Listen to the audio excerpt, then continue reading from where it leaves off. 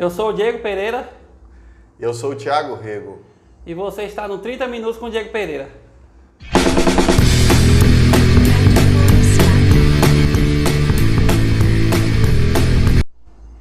Sejam todos bem-vindos. Quero agradecer, Thiago, o convite. O Thiago Rego, ele é jornalista e professor.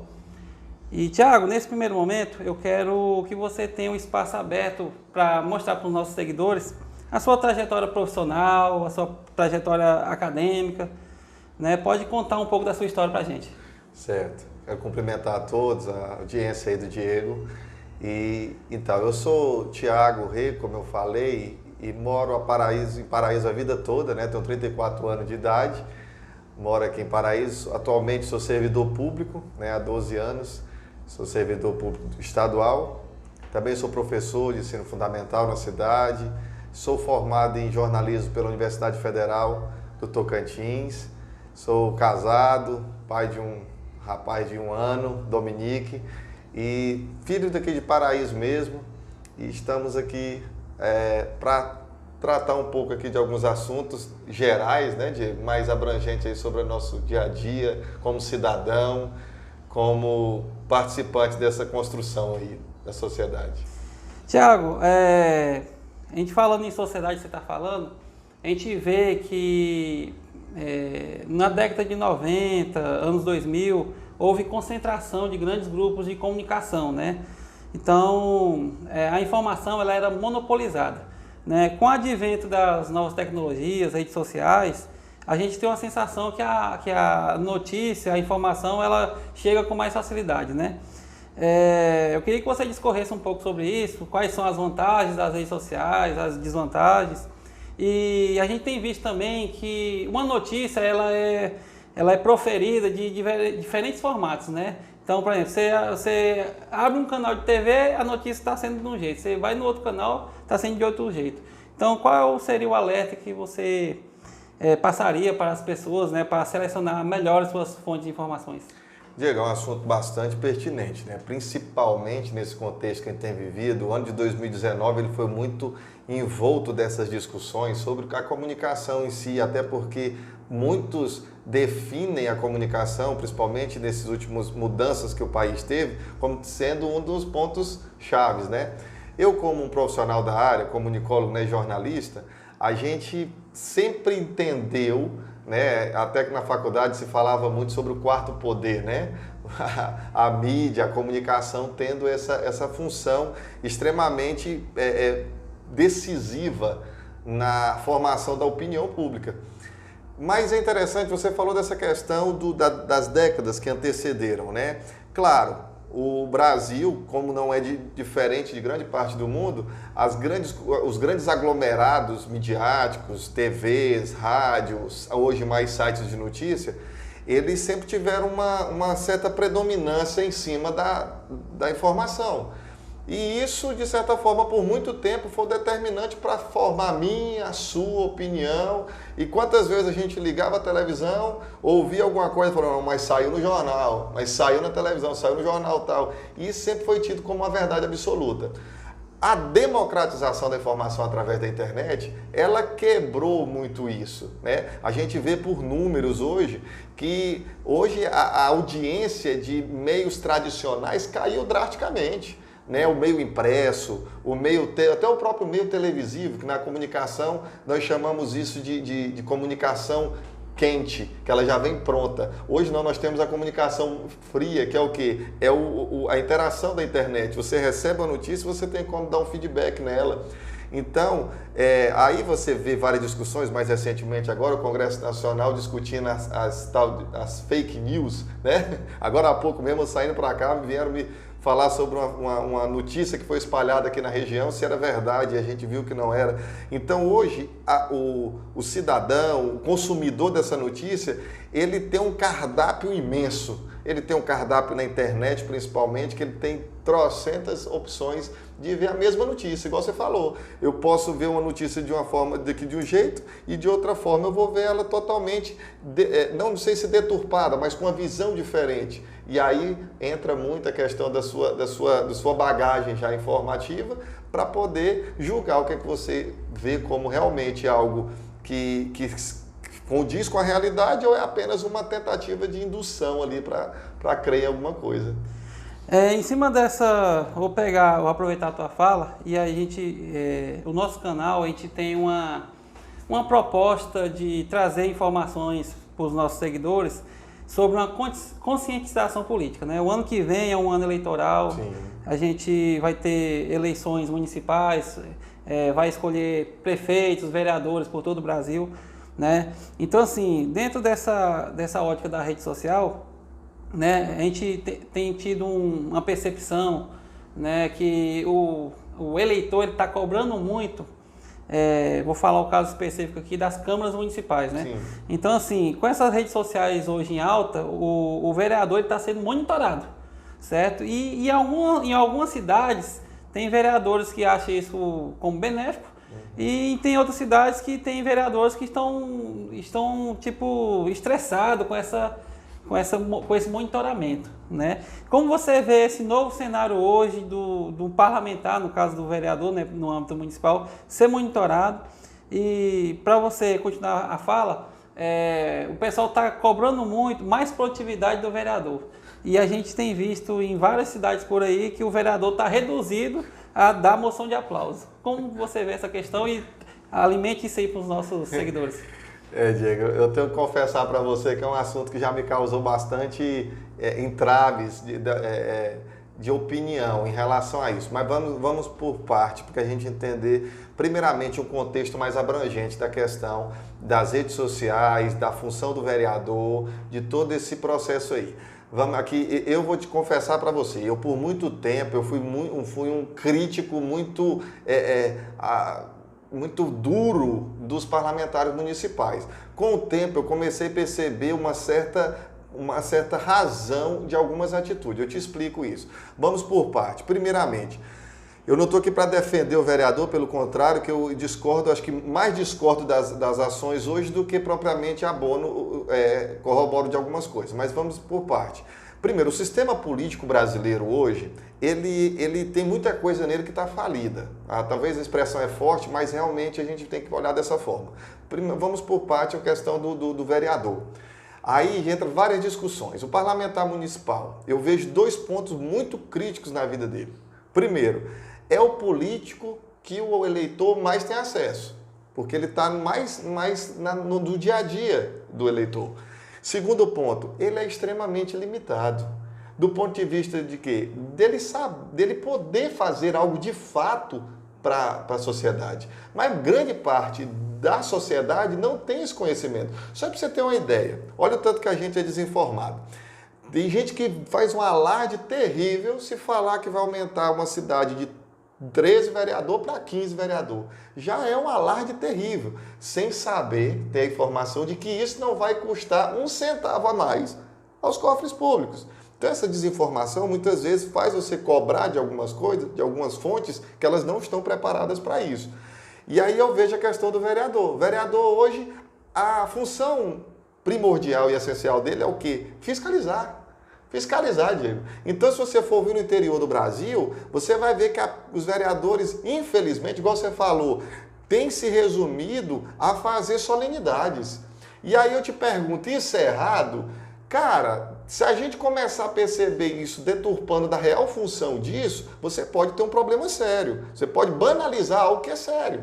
Por exemplo, a moção de aplauso, um título de condecoração, se ele for banalizado, eu particularmente, eu já vi relatos de pessoas que têm uma visão negativa em relação a isso. Mas eu acredito que está diretamente ligado a essa banalização. Mas é errado, Tiago? Não. Mas infelizmente hoje o sistema político brasileiro faz do vereador, muitas vezes, basicamente isso. Está fazendo uma solenidade, está fazendo uma homenagem, está ali para de 4 em 4 anos julgar as contas de alguém, que aí já entra outras interferências que a gente não vai entrar nesse caso, mas Não estou aqui, igual estou te falando para você, eu não estou aqui sendo um advogado de vereador, mas vamos pensar de certa forma. O sistema político já força ele a ter um tipo de conduta que o vereador hoje aqui, nas cidades mais interioranas, se você for prestar atenção, o que ele pode fazer de benefício direto para a população?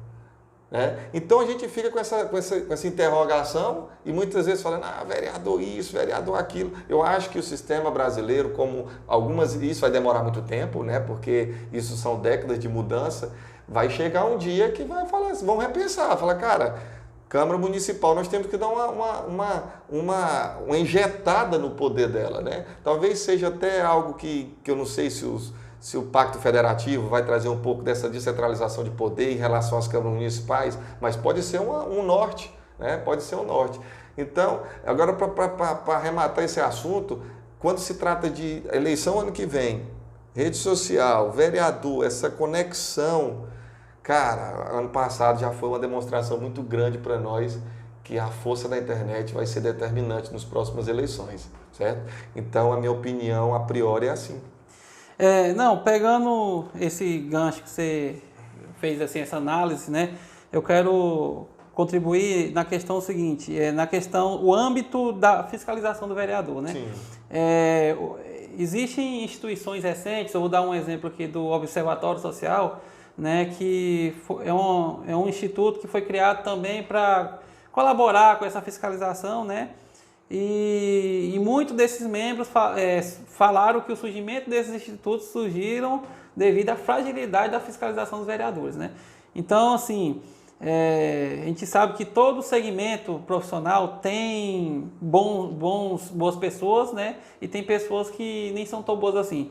Então, eu quero aproveitar a fala e parabenizar aqueles vereadores que fazem uso das redes sociais para orientar o eleitor, para dizer qual é a real função de um vereador usando as redes sociais para isso, né? É porque, Diego, muitas vezes o vereador é criticado e fala assim, o vereador Facebook, o vereador WhatsApp. Mas, cara, de fato, se ele fizer isso, já vai ser de grande valia. Por quê? Porque ele é muito limitado. Como a gente diz, o vereador não pode propor nada que vá ter 1 centavo de ônus do dinheiro público. Então, ele pegar esse entendimento e usar as armas que ele tem, igual você falou, cara, ele vai ocupar realmente o lugar dele, de fiscalizador, de olho da sociedade, porque de fato ele, pela prerrogativa de parlamentar municipal, muitas vezes ele tem acesso a informações que um cidadão comum não tem. E aí talvez seja realmente uma das vertentes que, pela atual circunstância, onde ele pode se concentrar mesmo o serviço dele. A gente vai mudar um pouco de assunto aqui. A gente vai partir para o assunto sobre finanças públicas, né? Então, com essa polarização hoje intitulada direita e esquerda, né? Pós-eleições presidenciais de 2018, houve um entendimento de que um estado hoje gordo, um estado pesado, seria um estado que tem muito gasto com o pessoal, muita despesa, né? E sobra pouco dinheiro para investimento, né? Então, esse pensamento hoje de enxugar o Estado, de diminuir despesas, para mim, na minha opinião pessoal, foi uma informação que me pegou de surpresa, pessoas apoiando o enxugamento do Estado, né? Como você vê essa questão, se isso...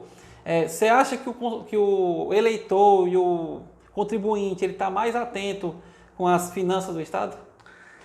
Diego, isso é extremo. Você falou aí de uma coisa que foi surpreendido por algumas pessoas. E talvez o meu discurso, por ser um servidor público hoje, eu poderia estar fazendo coro a isso aí, cara. De falar assim, não, que o Estado realmente tem que ter a sua máquina funcionando, tem que investir e tal. Mas, cara, é uma tendência mundial. É uma tendência econômica que não tem como mais a gente voltar atrás dela. Por quê? O enxugamento da máquina, a diminuição do Estado é um caminho inevitável para qualquer tipo de desenvolvimento. Eu sou servidor estadual, eu tenho minha estabilidade, tenho quase 13 anos, mas quase 15 anos, na verdade, corrigindo, quase 15 anos de servidor estadual estável. E o que acontece? Cara, não é que isso seja um malefício, mas isso eu acredito que pela grande parte, ou pela uma confusão na nossa cabeça, a gente usou isso de forma errada. Por que eu te falo isso? Porque o Estado ele tem que ser um exemplo de produtividade no mercado, porque ele, além de ser o serviço público, ele é estável e assegurado pelos cofres públicos para funcionar. Então, quando você vê um funcionalismo público que deixa a desejar mediante o serviço privado, cara, infelizmente nós vamos ter que repensar o tamanho do Estado mesmo aí. E aí eu quero lembrar aqui de alguns números que um tempo atrás me assustou bastante, Diego. O que eu falo em relação a números? O Tocantins, vamos olhar uma parte mais regional nossa, o Tocantins, há uns anos atrás, ele foi contabilizado com um número de servidores comissionados maior do que todos os outros estados da federação juntos. E isso me assustou. Eu falo que se nós temos 1 milhão e pouco de habitantes, representamos bem pouco dentro da federação, e a gente tem isso, cara, alguma coisa está errada. Alguém pode falar, mas o Estado é novo, precisa do funcionalismo. Eu acredito que sim.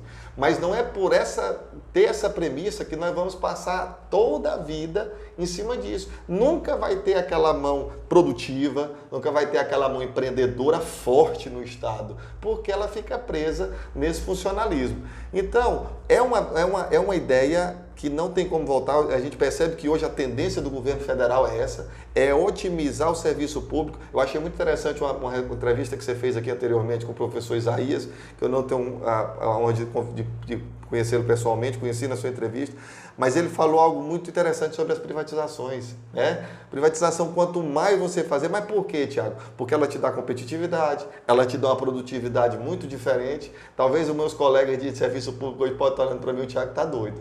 Mas a gente tem que ser sensato, a gente tem que ver onde realmente produz e onde realmente as coisas não são de acordo. Vamos ser sinceros, Diego, talvez eu possa ter que estar sendo exagerado, mas, cara, se você tem um vínculo público, que você sabe que no final do mês, cara, você vai ter seu mesmo subsídio, você vai ter seu mesmo salário, trabalhando da mesma forma que você trabalhou no mês passado, dificilmente você vai ter uma motivação para se dedicar mais, o que o serviço público não oferece hoje, né? A meritocracia, que ainda é fala-se muito, mas ainda é algo meio utópico para ser alcançado, devido a esse establishment muito bem definido que a gente tem no Brasil hoje, né? Não, eu quero continuar nesse assunto de funcionalismo público. Hoje existe uma demonização do serviço público, né? Sim. E as perguntas que eu quero te fazer é o seguinte, existe funcionário público bom? Existe a possibilidade também de ser cobrado, além dos servidores do executivos, cobrar também uma postura dos servidores do legislativo e do judiciário, porque nas propostas que se passam, né, muitos desses servidores do judiciário e do legislativo não são atingidos, né, sendo que os maiores salários estão lá. Né? Então, assim, eu queria que você discorresse um pouco dessa questão aí. Aí a gente entra num terreno bem pantanoso, né, Diego? Porque, cara, falar hoje a diferença do executivo, do legislativo e do judiciário, infelizmente, há uma disparidade muito grande, no igual você falou, nos valores.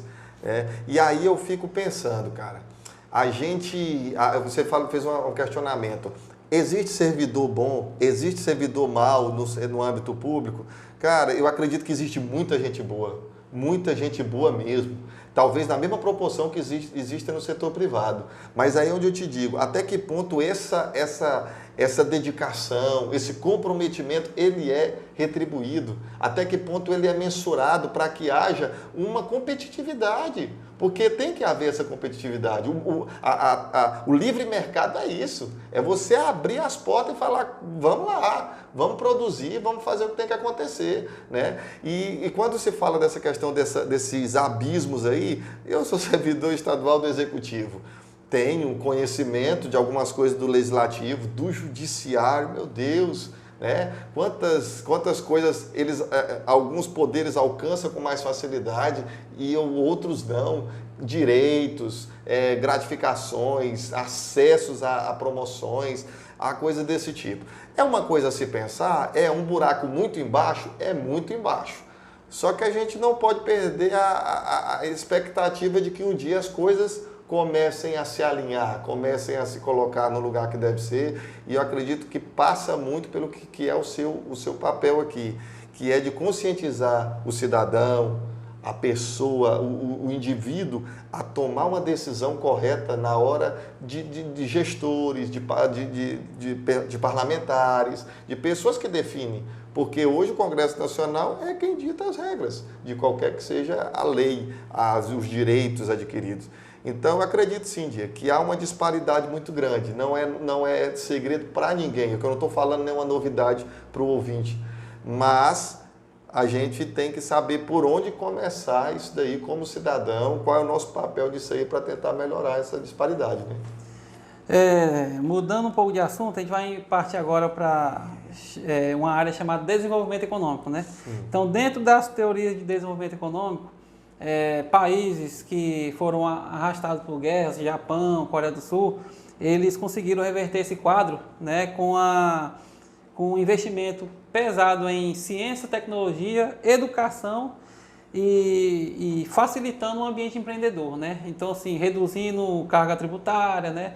Então, pensando nas eleições municipais para 2020, né, o que o próximo prefeito ele pode fazer para a sua cidade, né, para facilitar uma educação tecnológica e para facilitar a atração de novas empresas e um ambiente empreendedor? Então, até a gente for ver bem hoje, um empreendedor trazer uma empresa para uma cidade e conseguir fazer ela deslanchar e ter isso, né? Ter esse sucesso. Cara, eu não sou economista, né? Leio um pouco sobre isso e tento entender um pouco essa dinâmica, mas observe. Hoje, o grande entrave de qualquer empresário que você for conversar, de qualquer investidor, são os tributos, são os direitos trabalhistas, são a burocracia que trava muito esse desenvolvimento. Se você pegar isso, você vê olha o Estado, olha a função do Estado aí. A função do Estado, nesse caso, para ele ficar menor ainda, ele desburocratizando. Ele desburocratizando e dando liberdade, dando competitividade para que isso aconteça. Aí você entra vários desafios para um gestor. Tem o adolescente que está virando jovem, que quer trabalhar. Tem aquele que já está numa idade mais avançada, que quer trabalhar também. Tem aquele que tem uma certa experiência, está procurando uma melhoria na sua área. Cara, então é um emaranhado muito grande. Mas vamos pensar da seguinte forma. A gente tem que ser bastante prático, Diego. Eu acredito que no Brasil a gente pecou muito nos últimos anos num investimento exacerbado em ensinos ou faculdades que não trouxeram retorno prático para a economia. E aí, como assim, Thiago? Tem muitas áreas. De novo, eu estou aqui cortando na minha carne. De novo. Um jornalista. Cara, faz parte da sociedade, tem sua importância, mas vamos ser práticos. Entre um jornalista formado e um engenheiro formado, Diego, para a prática do desenvolvimento econômico, não preciso responder. Quem vai ter um papel mais crucial nisso aí? Então, se você vê, não que seja errado investir nessas áreas, acho que o Brasil pecou muito nos últimos anos, foi de investir demais, de apostar demais em coisas que não trariam retorno, não da forma que outras coisas. Há poucos dias agora, uma pessoa próxima a mim foi selecionada para trabalhar numa empresa muito grande aqui no estado vizinho. E lá ficou muito claro uma coisa que há muito tempo se diz, mas muitas das vezes não se toma cuidado. O ensino técnico e o ensino superior. Enquanto você tem lá 20, 30 vagas para técnico, você tem 1 a 2 para o ensino superior. Vai valer a pena, Diego, o Estado demandar um custo terrível para formar uma turma de 40 profissionais e negligenciar 40 técnicos que de fato seriam a maioria? Então, há vários dias fala sobre isso, há muitos anos, na verdade. O problema, muitas vezes, não é a falta de emprego, é a falta de mão de obra qualificada. Então, cara, eu acredito que o governo que vier aí, no âmbito municipal, ele tem que traçar estratégias de entender como é que vai inserir essa mão de obra. Ah, Thiago, mas a mão de obra ainda precisa qualificar. Cara, tem ferramentas. Tem coisas aí. Eu não digo que seja, inclusive, recentemente eu tenho visto muito nesse sentido, né? O Sistema S ajuda muito nessa formação de profissionais de mão de obra, técnica, de algumas coisas nesse sentido. E vai ser verdade. Thiago, você está demonizando o ensino superior? Não. Eu fui um como se diz, um agraciado por essa dádiva também do governo. Só que, na prática, ela não é tão eficaz quanto se pinta anteriormente. Então, acredito que para gestor municipal é pensar nessa vertente aí, onde realmente fazer um estudo, onde realmente está o desemprego, é na juventude, é nos idosos, é numa classe economicamente mais ativa ali que está. A gente tem que primeiro, não tem que só no olho falar assim, está faltando emprego para jovem, vamos fazer instrumentos para ganhar jovem. Mas se não fizer um estudo antes, Diego, eu posso estar dando mais um tiro no escuro, como já foi feito nos últimos anos, entendeu? Quero dar uma contribuição a essa fala, que é a questão assim, independente do gestor ser municipal, estadual, federal, todo gestor ele tem que ter informações para tomada de decisão. Né? Então, a primeira ação que um gestor deveria fazer é ter um instituto de estatística do município para ver quais são as demandas de trabalho para depois ofertar os cursos necessários. Né? Então, eu acredito muito que hoje a informação, essa captação da informação, ela deveria ser o primeiro passo para um gestor, tanto no âmbito municipal, estadual ou federal. Né? Porque até no âmbito federal mesmo, a gente vê erros estratégicos em alguns cursos, né, que são ofertados na rede federal. Vamos mudar de assunto. Eu vou te fazer uma pergunta agora na questão da participação. Como você falou, assim, hoje a democracia ela está em xeque, né? Ela está sendo contestada. Hoje um governador ele depende da Assembleia para poder governar, um presidente depende do Congresso e um prefeito depende da Câmara Municipal. Você acredita que esse modelo pode ser regredido em algum momento para um parlamentarismo ou até para uma monarquia, para que acabe esses excessos do executivo ser sempre refém do legislativo? Essa pergunta foi muito boa, Diego, porque ela contextualiza com algo que aconteceu essa semana. É sabido dos ouvintes, dos espectadores, que essa semana o governo, um exemplo aqui do Estado, o governo pegou e fez um reajuste de taxas do Departamento Estadual de Trânsito, não é do Detran. Automaticamente isso foi feito através de medida provisória. A medida provisória, por sua vez, precisa de aprovação do Parlamento Estadual para que ela vire realmente lei e não fique por um tempo somente. Cara, e aí ficou aquela expectativa, né? O Parlamento vai aprovar isso ou não? Devido a isso que você está falando. Está um na mão do outro.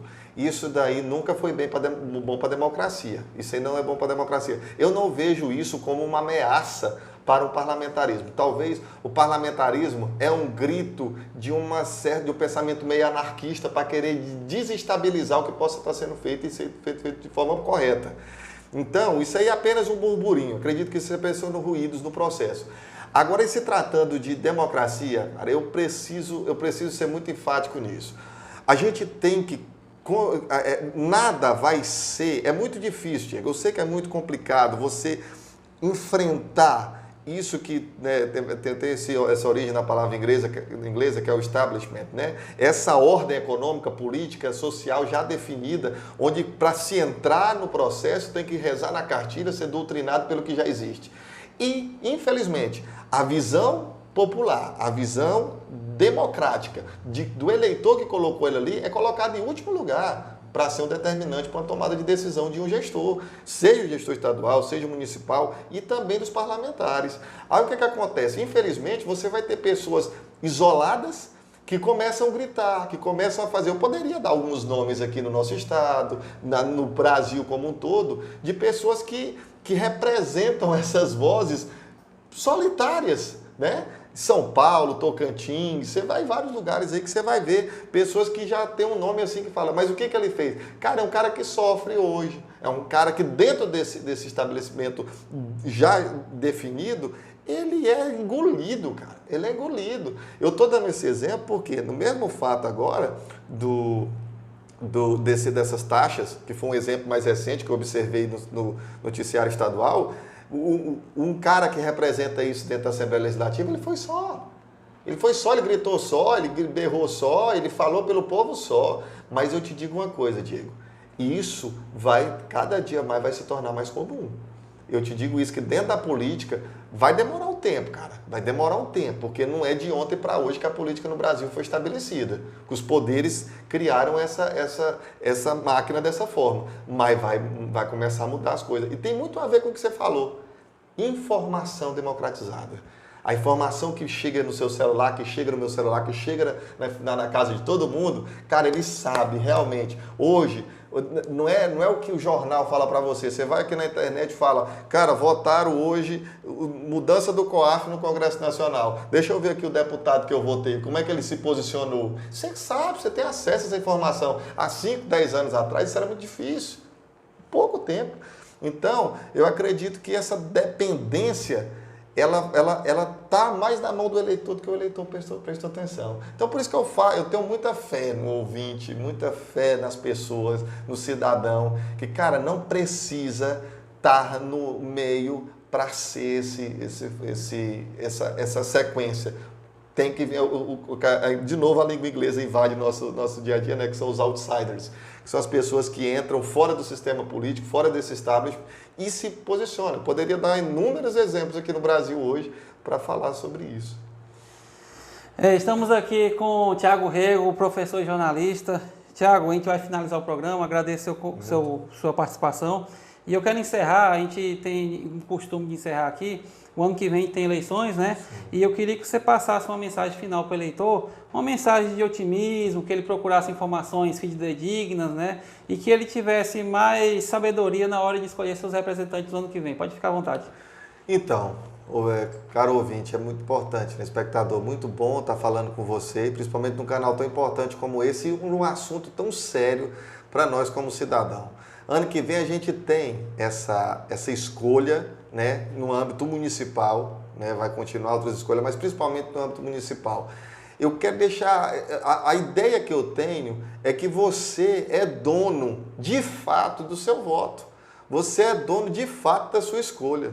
De você perceber, de você ver o que realmente representa uma perspectiva boa para a sua comunidade.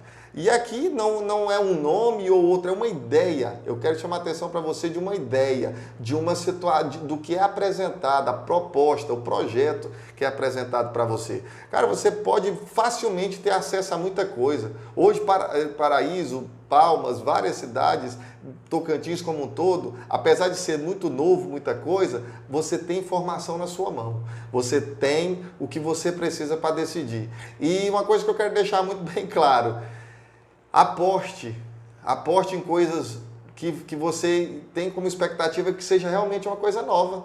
Porque, sinceramente, cara, não é porque você tem alguém tem um histórico, alguém tem uma força, né? Porque o nosso grande erro como escolher voto é isso. Muitas vezes não fala assim, eu não quero perder meu voto, vou votar porque quem está na frente na pesquisa. Ou seja, não, vou votar por fulano porque isso, aquilo. Tenha consciência realmente do que você vai fazer, vai ter uma consequência de 4 anos no mínimo. 4 anos, inevitavelmente, você vai ter essa consequência. Então, veja com alternativas. Veja bem, o Brasil está passando por um momento de reposicionamento democrático e político. Então, isso aí é muito fácil você entender isso e saber que alternativas não precisa ser apenas coisas já desenhadas, já tipo assim, pasteurizada para você, não sei se essa palavra caberia bem aqui, mas não precisa ser uma coisa já toda diagramada para você acreditar. Mas seja crítico. Eu sei que o ouvinte tem essa sagacidade de fazer isso, de olhar essa inteligência de observar isso. E que Paraíso, Tocantins, Brasil seja cada vez mais gerido por vontade democrática, vontade que vem do povo. Nós estamos vivendo isso no Brasil hoje? Estamos. Daqui 4 anos, 3 anos, não sei, eleição presidencial, nós vamos ter outra eleição. O brasileiro acredita, Diego, que está numa crescente de conscientização. Talvez até sem ele mesmo perceber isso. Mas é tanta informação que ele fala assim, cara, isso aqui fez isso, esse aqui já tem esse histórico, deixa eu pensar direito aqui, entendeu? Então eu peço isso, dou essa dica aí como como também um observador e muito admirador da política, Diego. Sou muito admirador da política, gosto muito, não sou assim de dentro da política, mas gosto demais de estar muito informado, muito ligado no que está acontecendo e seja crítico assim também. Você vai ter uma escolha, vai ser menos possibilidade de você ser surpreendido posteriormente à eleição. Valeu, Diego, obrigado. muito obrigado, estamos à disposição.